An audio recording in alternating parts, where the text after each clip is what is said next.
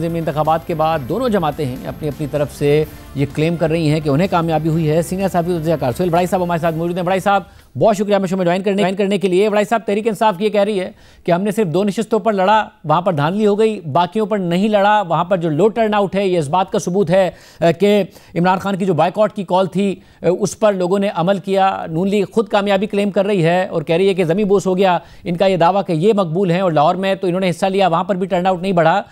کس کی کامیابی آپ کے خیال میں ہوئی ہے اس سارے کے سارے معاملے میں؟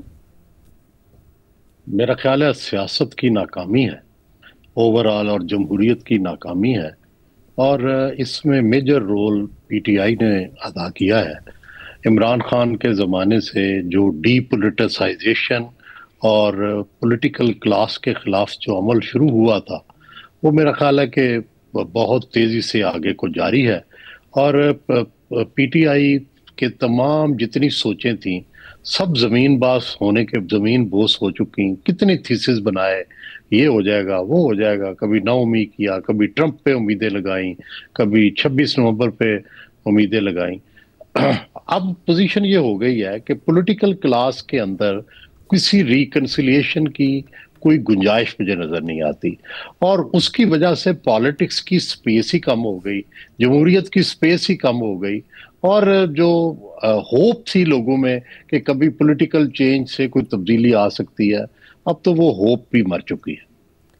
اور سب مگر پھر اس سارے کے سارے سینیریو میں ظاہر تحریک انصاف کی جو حکمت عملی تھی وہ ناکام ضرور ہوئی ہے، مگر آپ کے خیال میں جو کچھ ہو رہا ہے یہ سسٹینیبل ہے؟ کیونکہ تحریک انصاف کی حکمت عملی اس امید کے تحت بھی ہے کہ نظام اس طریقے سے چل نہیں سکتا، کہیں نہ کہیں کمزور ہوگا۔ آپ کے خیال میں کوئی کمزوری دکھتی ہے یا نظام مضبوط سے مضبوط تر ہی ہوتا جا رہا ہے؟ نہیں، بظاہر تو دیکھیں اس وقت نظام مضبوط سے مضبوط تر ہو رہا ہے، اور کوئی شک نہیں کہ جو پولیٹیکل ہماری کلاس جو گورنمنٹ میں شامل ہے وہ سرنڈر پہ سرنڈر کرتے جا رہے ہیں، اور ظاہر ہے اس سے اسٹیٹ تو مضبوط ہوگی، لیکن جب تک میس پارٹیسپیشن نہ ہو، ریپرزینٹیٹیو گورنمنٹ نہ ہو، جب تک پاپولر خواہشات کا احترام نہ ہو، تو اگرچہ حکومتیں 10 سال چل جاتی ہیں، لیکن ان حکومتوں کا ہسٹوریکلی وہ ایک پاپولر یا پیپلز گورنمنٹ نہیں ہوتی۔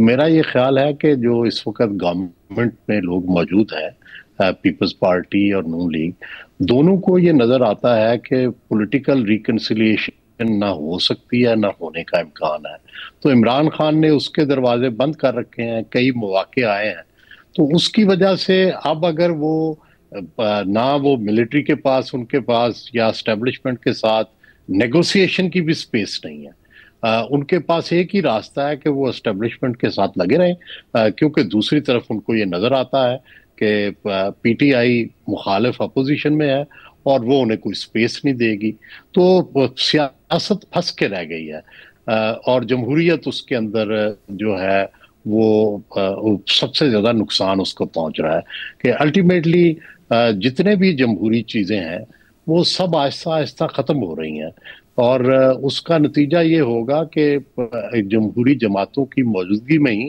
یہ جمہوری جماعتیں خود بھی ریلیونٹ ہو جائیں گی۔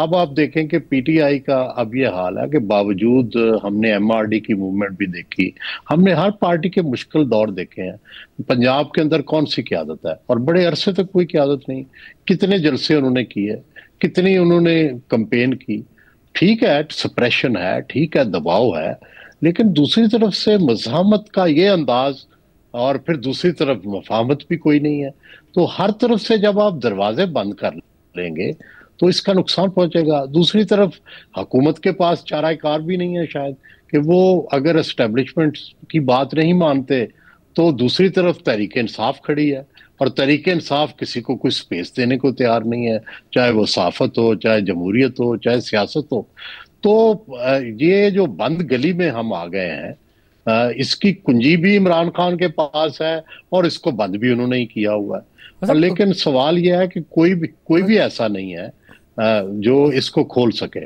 آپ نے کہا کہ کنجی ان کے پاس ہے، کیونکہ وہ تو کہہ رہے ہیں بار بار، وہ کہتے ہیں حکومت سے بات کر کے میں کیا کروں، یہ کٹ پتلیاں ہیں، اسٹیبلشمنٹ سے میں بات کرنے کو تیار ہوں، اب اسٹیبلشمنٹ ہی نہیں بات کر رہی، تو کنجی پھر اسٹیبلشمنٹ کے پاس ہوئی یا عمران خان کے پاس ہوئی؟ نہیں دیکھیں، اسٹیبلشمنٹ اس طرح سخت آج جس طرح ہے اس طرح پہلے دن نہیں تھی. وہ تو اس نتیجے پہ پہنچے ہیں کہ ان کے ساتھ صلح ہو ہی نہیں سکتی، کیونکہ انہوں نے کسی کو سپیس نہیں دینی.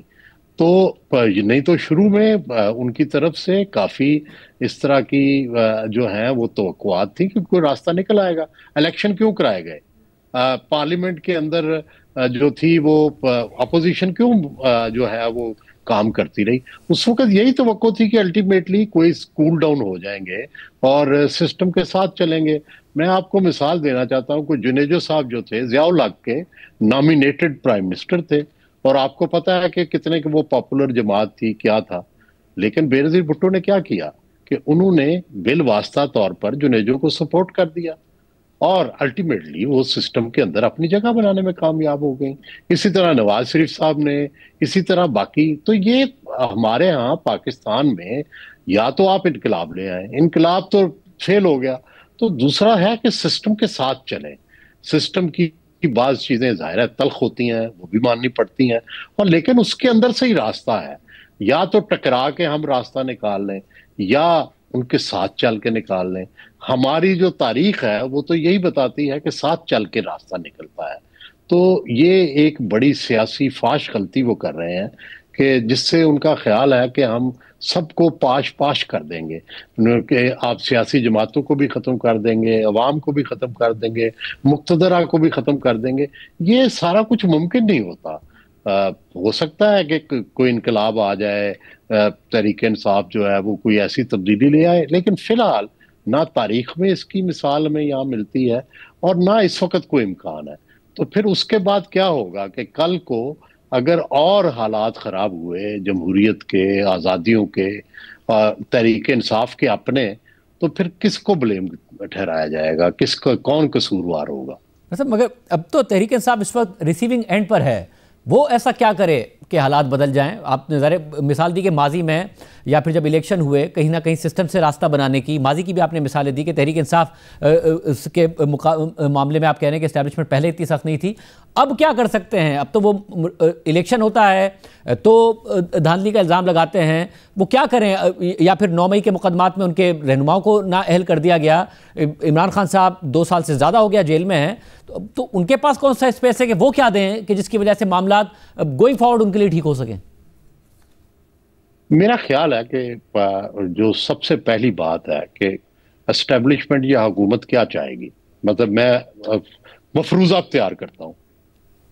مفروضہ وہ یہ تو تیار کرتے ہیں کہ وہ چاہیں گے کہ پارلیمنٹ کام کرے، کے پی کی حکومت جو ہے ان کے ساتھ مل کے چلے، مخالفانہ بیان نہ دے، اور جو آپریشن ہو رہا ہے اس میں کوآپریٹ کرے، اور ابتدائی طور پر جو سسٹم آف دا گورنمنٹ ہے اس کو چلنے دے. یہ ان کی ڈیمانڈ ہوگی، میں اندازہ لگا سکتا ہوں. تو دوسری طرف جب وہ یہ کریں گے، آپ دیکھیں کہ علی امین گنڈا پور چلے گئے ہیں، میں تو ان کا بڑا مداح ہوں. گزارش یہ ہے کہ انہوں نے اپنا راستہ نکالا ہوا تھا نا، ہر معاملے میں وہ آگے نیگوسیشن کرتے تھے. اسلام آباد تک بھی وہ پہنچ گئے ہیں، اسلام آباد کو ہاتھ لگانے کی جو شرط تھی وہ بھی انہوں نے پوری کر لی تھی. اس کے علاوہ کوئی نہ کوئی ملاقاتیں بھی وہ کر لیتے تھے، منت سے کرتے تھے یا ترلے سے کرتے تھے یا خوشامد سے کرتے تھے یا بلیک میلنگ سے کرتے تھے. اب تو وہ بھی نہیں ہو رہی. تو آپ جو اس وقت جتنی بھی سپیس ملتی ہے اس کو تو یوز کریں. اب تحریک انصاف جو ہے یہ سب سے بڑی اپوزیشن کی پارٹی ہے تاریخ میں، آج تک جتنی اپوزیشن آئی ہے، تو اس کو یوز ہی نہیں کیا جا رہا. کہ آپ پارلیمنٹ کے اندر آپ کی اتنی موجودگی ہے، اب آہستہ آہستہ سکڑ رہی ہے. اب انہوں نے دوسرا راستہ نکال دیا کہ اگر یہ کوآپریٹ نہیں کریں گے تو سسٹم تو چلانا ہے انہوں نے، تو انہوں نے ایک دوسرا راستہ نکال لیا ہے اور وہ نکالتے جا رہے ہیں. تو بنیادی بات تھی کہ اگر یہ سسٹم کے اندر موجود رہتے، کسی نہ کسی بات پہ اختلاف کرتے، کچھ نہ کچھ لیتے، کچھ نہ کچھ دیتے، تو یہ شاید سسٹم بھی چل پڑتا اور ان کے لیے بھی راستہ نکلتا. اب گزارش یہ ہے کہ وزیر اعلیٰ کو راستہ نہیں دیا تو آپ کے خیال میں سسٹم خطرے میں نہیں پڑے گا؟ کیونکہ ظاہر ہے ہمیں نظر آیا علی امین گنڈا پور صاحب کے کیس میں بھی، اور ابھی بھی ایسی آوازیں موجود ہیں تحریک انصاف کے اندر جو ڈائیلاگ کے ذریعے راستہ نکالنے کی کوشش کرتی ہیں، چاہے وہ بیرسٹر گوہر صاحب ہوں، دیگر رہنما ہوں، اسد قیصر صاحب ہوں.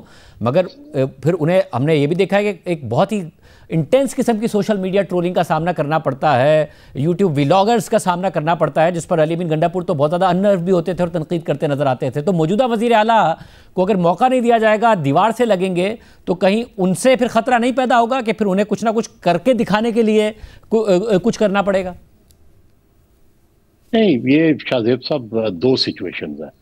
ان دی لانگر رن آپ بالکل ٹھیک کہہ رہے ہیں کہ اس سے سسٹم کو خطرہ ہوتا ہے. میں نے جیسے پہلے کہا کہ جب پبلک پارٹیسپیشن نہیں ہے، پبلک اوپینین کے مطابق کام نہیں چل رہے، جمہوری آزادیاں نہیں ہیں، اور سسٹم ٹائٹ سے ٹائٹ ہوتا جا رہا ہے، ظاہر ہے یہ تاریخ ہمیں یہی بتاتی ہے کہ اس طرح کا سسٹم جتنی دیر چلتا ہے اتنی دیر تو بڑا اس کا کنٹرول نظر آتا ہے، لیکن یہ تادیر نہیں چل سکتا. کبھی نہ کبھی یہ اس سسٹم کے اندر کریک آتا.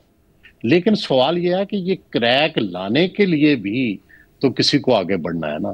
کوئی تیسری چوتھی قوت تو ہے نہیں. ایک حکومت ہے، حکومت کی پارٹیاں ہیں، ایک طرف مقتدرہ ہے، ایک طرف عمران خان ہے. ان تینوں چاروں نے ہی نکالنا ہے نا ملک کو بحران سے. تو اگر یہ تینوں میں ہی اس وقت صورتحال یہ ہے کہ ٹوٹلی ڈیڈ لاک ہے، اور اس ڈیڈ لاک سے تو سب سے زیادہ میں عرض کر رہا ہوں کہ جمہوریت کو، جمہوری آزادیوں کو، ریاست کی جو مضبوطی ہے اس کو نقصان پہنچ رہا ہے. تو زیادہ کنسرن تو وہ ہے. اور دوسرا یہ ہے کہ یہ جب اس طرح کی صورتحال ہوتی ہے تو پبلک ایلینیشن ہو جاتی ہے. ہم نے پہلے بھی دیکھا پچھلے مارشل لاؤ میں بھی لوگ پھر ایلینیٹ ہو جاتے ہیں ریاست کے فیصلوں سے بھی اور ریاست کی کارکردگی سے بھی. تو یہ اس نوبت تک نہیں آنا چاہیے. ٹھیک ہے سیاسی اختلافات ہوتے ہیں، لیکن اس کے ساتھ ساتھ ریاست کو بھی چلنا ہے، مقتدرہ کا بھی رول ہونا ہے، سیاسی پارٹیوں کا بھی رول ہونا ہے. تو جب تک ان کی کوئی درمیانی راہ، کوئی افہام و تفہیم، کوئی مذاکرات نہیں کرتے، میں 2.5 سال سے کہہ رہا ہوں، کوئی سننے کو تیار نہیں ہے. سب ایگوئسٹ ہیں اس وقت جو ٹاپ ہماری لیڈرشپ ہے، اور ایگو ظاہر ہے دنیا میں قربان کر کے ہی مذاکرات یا مفاہمت ہوتی ہے.